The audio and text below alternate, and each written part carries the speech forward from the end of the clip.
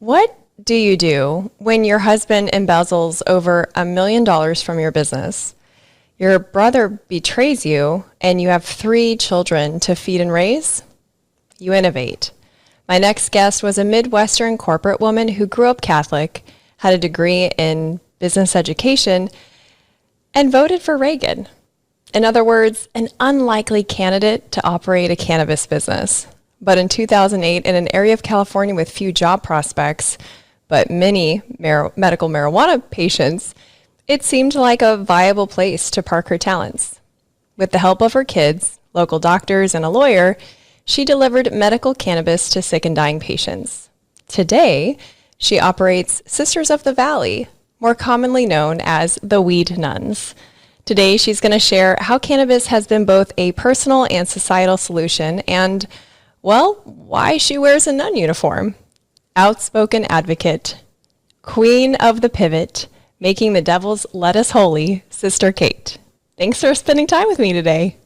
Wow, what an amazing intro. Thank you. I don't think anyone's bundled it up that way before. Thank you. That's very interesting. Well, I'm already entertained and I just got here. Well, you're pretty interesting. It's not like you're boring. So I wasn't that difficult, but thank you for the compliment. Mm-hmm. Let's start with the story where your brother, he had started black market selling, which y'all had agreed he wouldn't do that, and he did. And then you had a confrontation with him, and he kicked you out of the house, and you were homeless? Yes. I mean, not quite, because I already had Occupy friends. So, but you're still homeless even when you're being rescued by homeless people in the Occupy movement. So I didn't feel completely abandoned, but I definitely was thrown out of my home over a dispute over legal weed and the black market. And how long did it take before you got back on your feet? My family wanted me just to come home to Wisconsin because my brother had convinced him I had a nervous breakdown, and my children were in California and starting universities here. So it was a horrible, horrible time. There's no way I was going to go home. So I was really homeless for about 4 months before my family stepped in. Sorry about that. My family stepped in and helped me get an apartment. And it was a house. It was a very small house by the railroad tracks. It was so awful. The railroad tracks went around the house. So when they blew their horn right at that point, you didn't hear anything for a few minutes. Everything in the world stopped. It was very, very humble, in a very humble neighborhood, but it was okay. It allowed me to have shelter. And here I have 3 kids, and I never got proper help in getting child support because we had been kind of an international family, had the children over in the Netherlands, came back to America, had our divorce. I didn't want to get stuck in Kentucky, so I moved around. And I realized quickly that if someone steals all your money in America and you are a multi-state or even international person, you're out of luck. There's no safety nets for you. And when I tried to get housing, the emergency housing that's like state sponsored or federal sponsored, I don't know, they have a name for it, that had a 3-year waiting list. Tell a homeless person they have to wait 3 years. I was so desperate and my family wasn't helping me. And my mother did eventually so that I could get into a house when she realized I wasn't coming back. But it was the most awful, awful thing to walk down the street and see that the air conditioning and heating is lighting up empty corporate buildings and you don't have a home and there's nowhere to go with this problem. No one really cares. There's no agency. It was just awful. I mean, I remember calling and they were saying that there's really nothing we can do for you. We can give you food stamps. Well, I don't have a can opener. What good is that going to do me?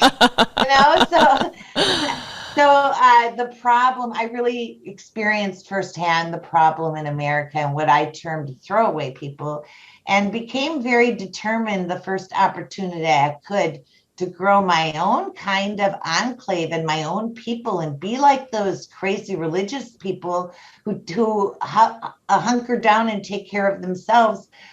be like that, because the government isn't going to do it for us. We have to. And the churches, even the Catholic Church. I mean, I went to visit the Catholic Church and the doors were locked. I mean, I was made homeless on a Friday night. I was out of luck till Sunday morning. And even then, the Catholic Church doesn't do anything for you. They have nothing to give. So I became determined that the first chance I get, I was going to build something that was more like we take care of our people, more ethical, more moral, and it isn't new. It's sort of a return to ancient ways. You said that women suffer the brunt of poverty and that It, CBD it is a solution. How so? well, women have since Christianity has taken hold, the last 2,000 years have been the brunt of all poverty in all nations. The women always shoulder the poverty. And that's very disturbing to me that no one else is just alarmed about this, and doing something about it. And I saw hemp and CBD as a newly deregulated industry. And whenever there is a newly deregulated industry, there's an opportunity to find a niche, find work, even if you're not excellent, even if you're mediocre. It's a new industry. And I definitely see hemp and cannabis as probably the last, I mean, other than mushrooms, maybe, the last deregulating industry on the planet. We're lifting off the obscene regulations on plant-based medicine. And I tip my hat to the pharmaceutical industry for their overreach, because it took them like killing scores of people a year before the whole world woke up and said, why are we not embracing plant-based medicine on our own? We can't really trust the pill dispensers because there's profit in there. Right. So when you tip your hat, is it like middle finger exposed Yes, in it's that kind righteousness? of, Thank you, yes, it sir. is. Goodbye. It's just like that. You and I would get in so much trouble together. I sense that so deeply in my soul, but I'm glad we're here despite it. It's funny because we left for the Women's March protest Saturday morning, and Sister Maria had just arrived from New Zealand. And she wasn't driving or anything. And she said, do I need to take my ID? And like three of us turned at the same time and said, yes, we might get arrested, because that's a definite possibility every time we go out to a protest. This is true. So CBD is a solution for your group economically because you're selling the products. Talk to me about your living situation and how you've kind of molded it to also be like a housing solution. Yes. So the idea is that, I remember when I started this, my humble dream was that if I could get 3 or 4 women, and between the four of us, we could sell $100,000 a year of product, and make 50,000 a year. This is how humble my dreams were, and shared our cable bills and shared our heat energies and our PG&E bills. We could still live well. So it was a very humble solution. Make $10,000 or $15,000 a year jobs for each of us, but we share everything. So it's very tribal, very ancient, and I also felt very much that if I build it, they will come, and that's kind of what happened. I built it, and they come. And now our model is that no one works here for free. Some of the sisters during COVID, during the pandemic, had to take jobs in the outside world. So we have 2 living here right now who still work full time for the patriarchy, but they get paid very well for it. And if they have a private room with a private bathroom, their rent and all expenses is $600 a month. If they have a shared bathroom, their rent and all expenses is $400 a month. It allows them to work and to save money and to have time for their passion projects.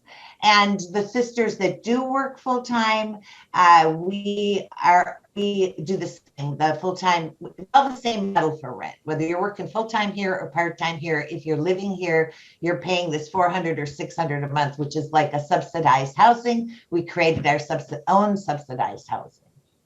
That is very cool. I imagine that would be very popular recently with housing prices being what they are. Yeah, that's fascinating. And we're building a second story on our Abbey, and we're building a second story on another house we acquired in order to make room for more people, because it's not just the $400, $600 a month. We have a cook who cooks lunch and dinner every day. We have housekeeper service that comes in Monday, Wednesday, and Friday. It's a very high quality of life for a very low amount of money. And you said Abby and you call them sisters, but you've said that you're not modeled after the Catholic nuns. Who are you modeled after? Well, if you look up the Definition Diction of nun, they live together, work together, pray together, and take vows. The difference between us and our ancient Beguine mothers, and I'll spell that because I've been given hell for using it without spelling it, Beguine. They were the first organized nurses in the castles of Europe in the Middle Ages. We relate to them and put our practices around their practices for a number of reasons. One, we relate to them because they had to stand back with the healing cannabis herb in their basket and let the white pasty Italian doctors put leeches on the king's son to heal him. They had to stand back with their known medicine to crazy people who had crazy ideas about how medicine should work. We, for a long time, had to stand back with our cannabis and watch radiation and chemo kill people. We've grown up into a mutual relationship, I think, with science now, but that was 7 years ago when we found it. The Beguines, where we're different from the Beguines is they lived together, worked together, and prayed together, but they did not take vows. They were independent of any religion, and the women owned all the property. So we reached to them because they were the last organized groups of women in history that were also empowered with their voices. They were scholars, plus they owned property, and that's us. And you used to be called Christine. Is that now being called Sister Kate? From Christine to Kate, is that part of your spiritual transformation too? Well, in the beginning days, it's funny. We had the sisters take a sister name, their own sister name, because we're very tribal and the natives do that kind of stuff. And it's about protection. And we were out there as activists and growers. But it's interesting. Kate was actually my confirmation name in the Catholic Church. So that's why I took it. So it's actually really linked back to my Catholic origins. And other sisters take other names that are more, I don't know, pagan or Wiccan or whatever, but I reached for my confirmation name, which was after St. Catherine, who is also kind of a warrior. So. Okay. Well, you said for protection initially, medical marijuana, it was just medical in California until I think 2016 when it became recreational, or as I like to call it, legal. Yeah, right. Yeah, now that it's legal, have you found that it has impacted your business anyway? Like, is the competition greater that there's a dispensary on every corner? What's that like for you? Well, we don't even sell our products in dispensaries. We're not allowed to. We're more likely to have our products at Target and Costco because in order to sell in a dispensary, you have to grow each of your plants in the track and trace system. Each plant is identified and reported to the state. We never wanted to do any of that because we're not dealing with THC. All of our products are CBD. All of our products won't get anybody high. And we've communicated with the agency that would regulate us if there was one, but there isn't one because they're only right now regulating THC. So we're not in that system. However, it has made us want to be in that. And we are starting to talk about a relationship where we would make our products more one-to-one balanced, THC to CBD. That's what the neurologist wants and the cancer patients and the doctors want, knowing that when we do that, we can only offer that line through the dispensaries in California and knowing that we have to do that through the track and trace.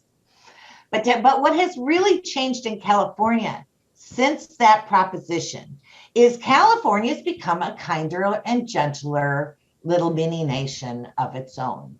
We did horrible things to people with anxiety disorders who were using cannabis before this. We were spiking anxiety disorders over the laws of the cannabis. We were undoing the medicine. So to me, the police recognize, the other thing it's done, has caused a mental shift in our police and law enforcement, where they just don't automatically assume everybody they come in contact with is a druggie. Their whole mentality is they're looking now for mental illness to separate that from the criminals. This is a new consciousness that our cops didn't practice before, and we see it firsthand, and it is amazing. Okay, that's a problem that I never would have thought cannabis would have solved. That is a huge problem being solved by cannabis. Everyone should legalize it from the standpoint of it will make your people and your place a more compassionate place overall. It's going to make everybody more sensitive to anxiety and anxiety. You can't live through cannabis transformation without learning about anxiety disorders and having respect for anxiety disorders. And it's related, even when it runs into pharmaceuticals. And you will see people who are all plant activists seeing and recognizing anxiety disorders that cannot be fixed with cannabis. There's no amount of weed, dude, that's going to fix your anxiety disorder. You need treatment, and you might need the medical establishment. And that's the other amazing thing that I've experienced the last 7 years in California, is how science and plant doctors and herbalists have come together now. On a weekly basis, someone will tell me their doctor recommended our salve. And it's so wonderful. It's like they recognize this legitimately. And we, on the other hand, have great respect for them. We tell people, yes, our CBD will help you, but don't quit seeing your doctor, dude. They've got all the good measurement tools. So how well it actually helps in your healing, or if it's not, if it's just helping your pain relief, you really need to stick with your doctor. So there's this new respect that's emerged with the changing of the plant laws that's got us all working together. That's so good. I love that. I really do. So you don't have to leave a traditional path entirely. You can integrate and kind of partner and you must. up. If you have a serious illness, you must, because all the CBD in the world isn't going to tell you if that tumor is shrinking or not. That's true. So when you started out, you did sell flour, right? And then that was when I ran the dispensary with my brother. We knew who that turned out. And then when I went off on my own and decided that I was going to do something only with the women, I was only going to be the women, except that I also didn't want to become this bitter divorced woman who just ragged about the men. And the type of women I wanted here, I knew we had to be open to having brothers, and we do. We just don't want to be outnumbered by them. and we have the same policy with children, by the way. Oh, yes. Good call. So the evolution of your innovation in cannabis was flower and then tincture, right? Tell me the mindset behind it, because I think our listeners would find it interesting to hear how you didn't just rest on your laurels, and you're still not, like you just said, you're thinking about being able to sell one-to-ones, which, you said a lot of people want that. I definitely want that. I make my own because I can't find it. Yeah. We make it for ourselves. Yeah, I make it for myself. So, and I would prefer to just be able to get it. That would be really nice. So tell me about the mindset when you had to pivot. Okay, so I went through a bad divorce, and my brother convinced me and he went through a bad divorce. That's how we ended up with 5 kids under our roof in the Central Valley, where I can no longer consult. I was a consultant and I couldn't travel and consult because, first of all, when I came here, my brother's boys were like 15 and 17 stoner gamers who did nothing. And my kids came from classical music and ballet on ice, and the boys played soccer, and so I couldn't just leave them. I had a cultural thing I had to overcome here. At the same time, we needed the money really bad. So I did the research. I put a board of directors together from my brother's friends and formed a collective. And on my board of directors, I made sure I had a lawyer and a doctor that were well respected from town, and started growing and delivering cannabis. But I was because the laws were such that I could only deliver them to the severely sick and dying,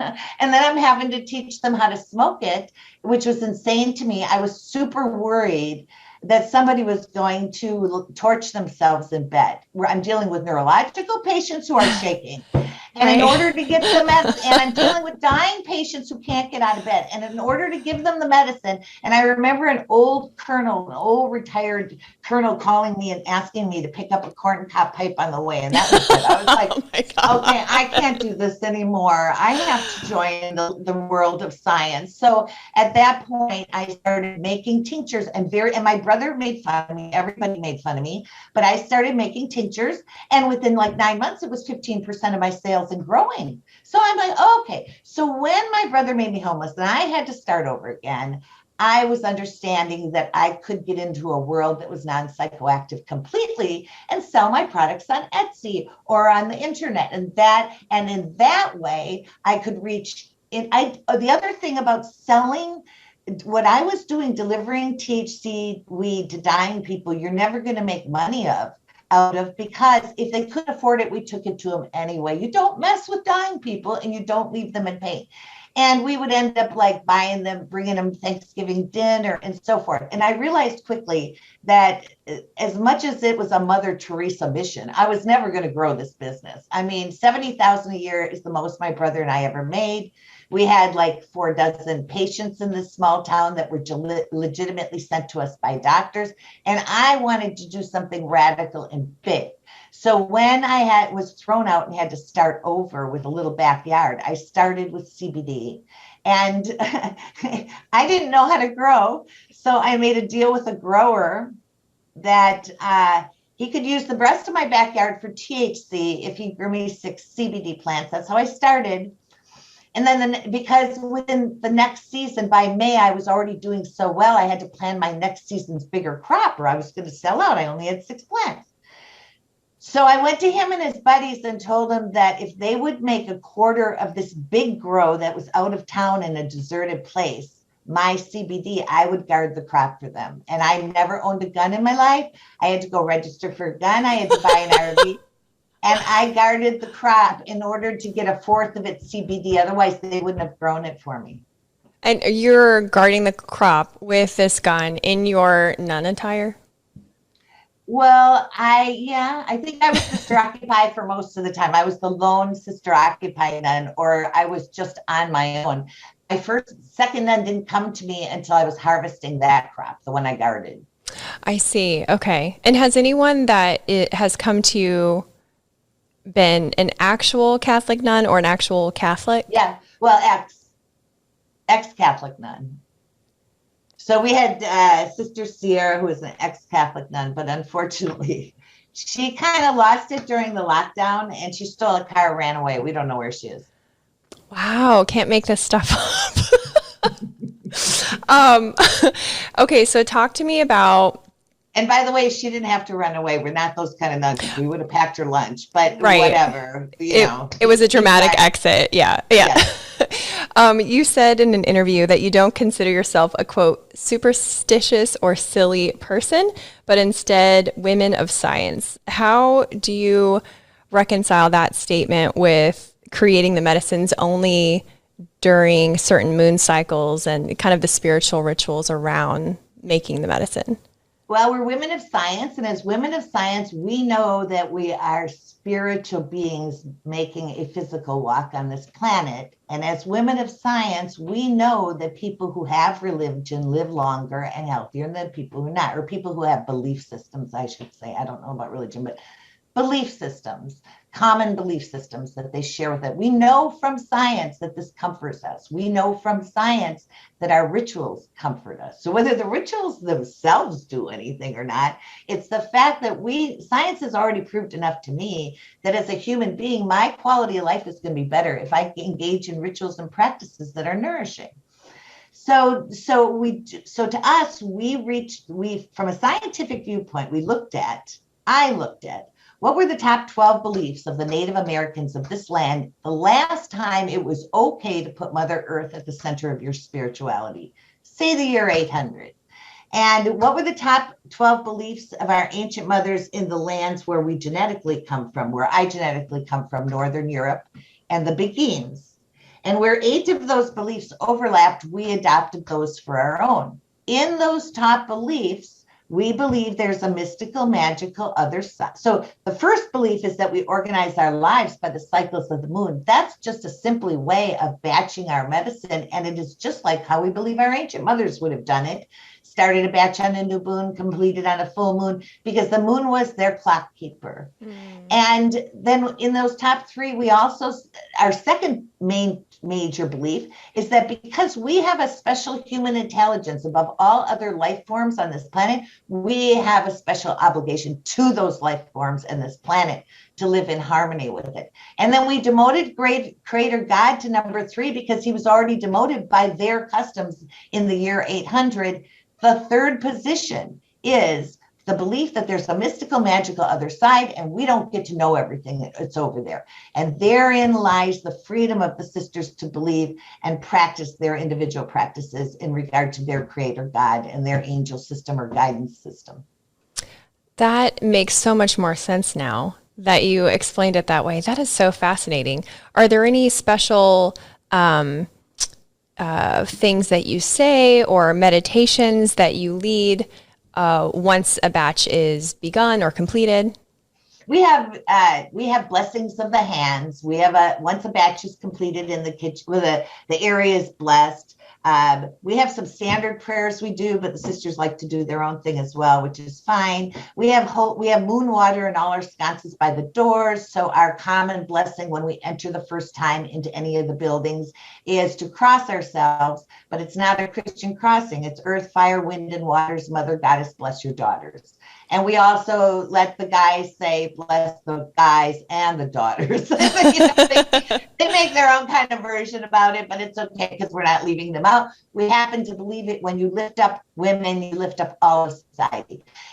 When society lifts up men, it's not necessarily that the women are going to benefit from that, but always and proven, when you lift up the women, everyone benefits. And we believe that. Yeah. And that's why men forgive us our feminist prayers and speech. So we do have brothers here, and we love them, and we respect them. Talk to me about what you describe as privatizing your sex lives. What does that mean? That's one of your vows, right? Yeah, we take 6 vows. One's of service, and one is obedience, which is to the cycles of the moon, that we have to organize our lives by the cycles of the moon. There's no obedience to a god or an order, just to organizing your lives to the cycle of the moon. Living simply, activism, ecology, and chastity. And in chastity, that is simply dressing and acting in a modest and humble fashion, and privatizing your sexuality. That's what that vow is about. We don't believe in regulating vaginas. We are not fond of anyone who tries to regulate another person's body. And for that reason, we wouldn't regulate the sisters. But on the other hand, we believe that the energy of sexy and the energy of healing are opposite energies. So it's not our brand, it's not our lifestyle, it's not our custom. On the other hand, in respect to intimacy and how healing that is and necessary for human growth, we make room for that. So it could be that a sister in your abbey would go on a date. Yes, it would be that would happen, but they would not go in this town and they would not go in their uniform. Okay, that was my follow-up question. You nailed it. It would not happen here, and it would not happen affiliated with the sister. It would be a very private. It's the same as Catholic nuns. When they go home to visit their parents, they don't wear their uniform for 2 weeks. That's how it is when the sisters go out. When we go out in uniform only when we're together. And if they go out alone, then they dress modestly because sometimes we are recognized anyway. But the sexuality is just kept separately private. Now, there's a big exception to that. I already had the order going for a year when Rudy and Cass came to me and said they wanted to join. They were already both working. They were already living together. They already had a baby. Brother Rudy kind of came into the order with one of our early sisters. And they're together, 8 years later. And I just told them that when they split, that's a mess they're going to have to figure out. If they ever split, like their relationship, that's a mess that can't fall back on the enclave. But again, no one would know they're together because we're just very private about it. Right. That's so interesting. Well, I didn't know that about Catholic nuns. I don't know anything really about Catholicism. I went to a Catholic mass once and was asked to leave. So there you have it. Let me tell you, the most delightful part to me about this is I was steeped in Catholic dogma, as was, I'm so sorry. I was steeped in Catholic dogma, as was Sophia, as were a lot of the older sisters, some in Judaism. working with the younger sisters who've had no experience, no exposure to the dogma is so enjoyable because things happen. Like when they picked their own first sister name, and she chose Evie, one young sister, and I said, "Oh, how biblical!" And she said, "Is it? I got it from Pokemon." Oh. And I was like, "Oh my God!" Like, never in my mind would I relate the name to Pokemon, but she was, 22, and like that was her reference. And it's because these young sisters haven't ever been exposed, and that makes it incredibly fun what's going on here, because it's a Build-A-Bear religion. What we do, we don't like to call it religion, but it's a Build-A-Bear religion. Oh my gosh, I freaking love that. Okay, before we wrap up, can you talk about some of the other products that you've more recently debuted, specifically the mushroom coffee? How did you come up with that idea, and what makes it different than, say, Four Sigmatics mushroom coffee? Well, back to the ex-Catholic nun who stole a car and ran away. Oh yeah, her. Okay. I said, I think I can say this in your podcast, bitches, I don't think the weed's doing it for mood stabilization. We need better. And we started researching mushrooms. And through like those first 6 or 8 months of COVID, we were researching mushrooms, and we were tasting and buying different mushroom coffees. And with about 18 months into COVID, we launched our own mushroom coffee. Last August, we launched our own blend. We researched everybody else's and went for better and badder. And we got better and better. We have 6 functional mushrooms in there, plus ashwagandha root and a cocoa chai tea base. And so where a regular cup of coffee has 90 milligrams of caffeine, these have about 30 milligrams of caffeine from the chai tea that has black tea and the cocoa. But it's still 1/3 of the normal coffee you'd get. And for scale, decaffeinated coffee is about 10 milligrams. So you have decaf over here at 10, ours at 30, coffee at 90. And ours, I don't know. I've never had it plain. I like to put regular traditional coffee in mine. So every cup I have has a little bit of traditional coffee in, but just a little bit. And I live in an enclave where there's a hot pot of coffee going all the time. The other sisters just do it, but we sell it like a starter kit with this hand blender where you whip your oat milk or some kind of milk and add it at the end, and you have a perfect latte. And you quickly get hooked on it, and you quickly find that it is a mood stabilizer. It's a game changer. If you love your coffee and you move to mushroom coffee, even in part, you're going to find that you have more energy for everything and more mental clarity. Okay, so if I make French press coffee, would I just make it half strength, brew it, and then once I pour it into a cup, put the mushroom? No, what I would do is I would still make your French press coffee, but I would put that over on the side and use the hot tea water with our mushroom coffee. So a teaspoon of our mushroom coffee, think of it this way, a teaspoon of our mushroom coffee in with 4 ounces of hot water, and you whip that. And now you add your French press, like 2 ounces of your French press. Now you whip that. Now you whip some oat milk or something frothy, and you pour that on top, and you're going to have a drink to die for, because it still has a little bit of that, what you love. That's how they got me off my coffee to mushroom coffee. I had to have a little bit of that, which I love, in the new mushroom coffee. But now, where I used to drink 2 or 3 cups of coffee a day, now probably I drink a half a cup of actual bean coffee, but I end up with 2 or 3 cups of the mushroom stuff.